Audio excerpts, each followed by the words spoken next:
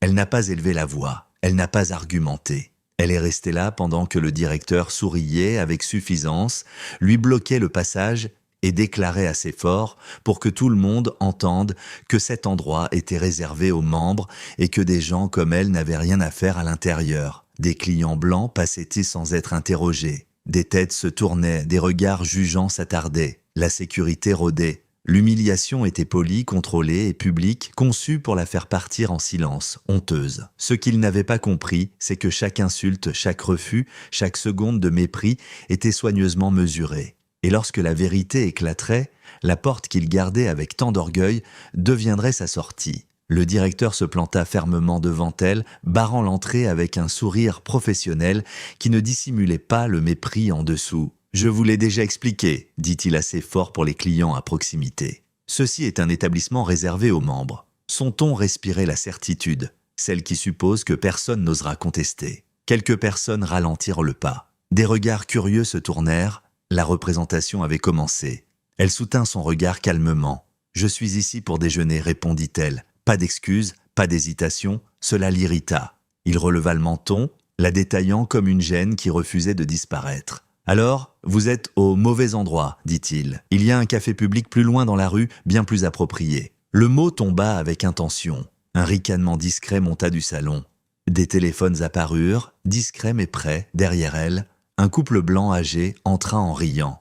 La posture du directeur se transforma instantanément. Son sourire s'élargit, la chaleur inonda sa voix. « Bienvenue », dit-il en s'écartant pour eux sans rien demander. « Votre table habituelle est prête. » Ils passèrent devant elle comme si elle était invisible. Le contraste était chirurgical, elle le remarqua, tout le monde aussi. Ce fut la première humiliation, silencieuse, indéniable et publique. Lorsque le directeur se tourna de nouveau vers elle, la chaleur disparut. « Vos justificatifs » demanda-t-il sèchement. Elle secoua la tête. « Je retrouve quelqu'un. » Il l'interrompit d'un geste de la main. « Sans preuve d'adhésion ou de parrainage confirmé, vous n'êtes pas autorisé à entrer. » Il se pencha légèrement vers elle, abaissant la voix. Ce sont les règles. L'implication était claire. Des règles pour elle, des exceptions pour les autres. D'autres clients s'arrêtèrent, des murmures suivirent, une femme en tenue de tennis la dévisagea ouvertement. Le directeur se redressa, sensible à cette approbation implicite. « Je suis le directeur général », annonça-t-il, comme pour défier quiconque de s'y opposer. « Toutes les décisions passent par moi. » Ces mots n'étaient pas pour elle, ils étaient pour le public. C'était la deuxième humiliation. L'autorité jouait pour les applaudissements. Elle resta immobile. Ce silence l'irritait plus qu'une protestation ne l'aurait fait. Il s'approcha encore, envahissant son espace. « J'ai été patient, » dit-il. « Maintenant, je vous demande de partir. » Il désigna la sortie, sans la toucher mais assez près, pour que la menace soit claire. Un agent de sécurité bougea à proximité.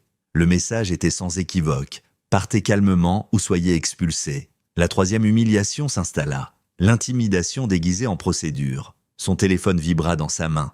Elle y jeta un coup d'œil et le rangea sans répondre. Le directeur le remarqua et sourit. Il se moqua. « Vous appelez du renfort ou vous espérez qu'une personne importante viendra vous sauver ?» Quelques clients rirent. Il se redressa encore davantage.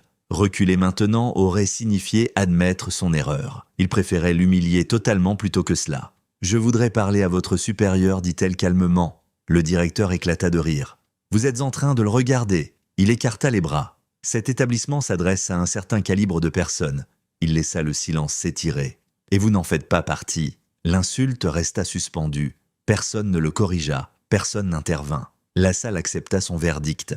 La sécurité fit un pas de plus. « Monsieur » demanda l'agent. Le directeur hocha la tête. « Faites-la sortir si elle ne coopère pas. » Il la fixa durement. Dernière chance. Elle l'observa quelques secondes, puis hocha la tête. « Je vais partir, dit-elle. » Un soulagement passa sur son visage. La victoire. Elle se tourna et marcha vers la sortie, consciente des regards dans son dos. Alors qu'elle atteignait la porte, elle l'entendit marmonner. « C'est pour ça qu'on maintient des standards. » Des rires lui répondirent. Dehors, elle s'arrêta. L'humiliation brûlait, mais elle aiguisait sa concentration. Elle inspira profondément et passa un appel. « Nous devons aller plus vite, dit-elle doucement. J'ai vu assez. » Un bref silence à l'autre bout du fil. Puis un seul mot, compris.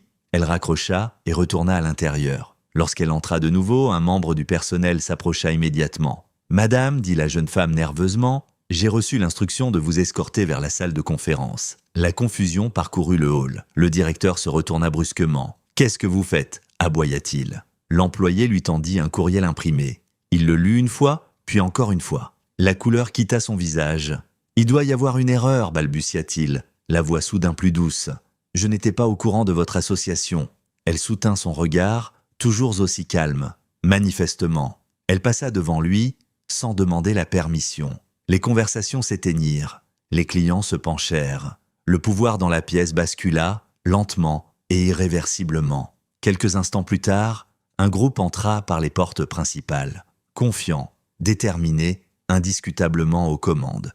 Au centre, un homme marcha droit vers elle, souriant. « Te voilà » dit-il chaleureusement en posant une main dans son dos. Alors, comment était le déjeuner ? Le directeur se figea. La reconnaissance le frappa comme un coup. Sa bouche s'ouvrit, sans qu'aucun son n'en sorte. Elle se tourna légèrement. « Messieurs, dit-elle, calme et définitive, je représente la propriété. » L'homme à ses côtés ajouta « C'est mon épouse !» La pièce se figea. Le directeur murmura « Je ne savais pas ?» Elle répondit, froide. « Exactement. » La sécurité s'avança vers lui. Elle ne se retourna pas. Si ce moment vous a frappé, aimez et partagez cette vidéo. Dites en commentaire la seconde exacte où tout a basculé et d'où vous nous regardez. Abonnez-vous pour plus d'histoires où l'arrogance s'effondre et où la dignité triomphe.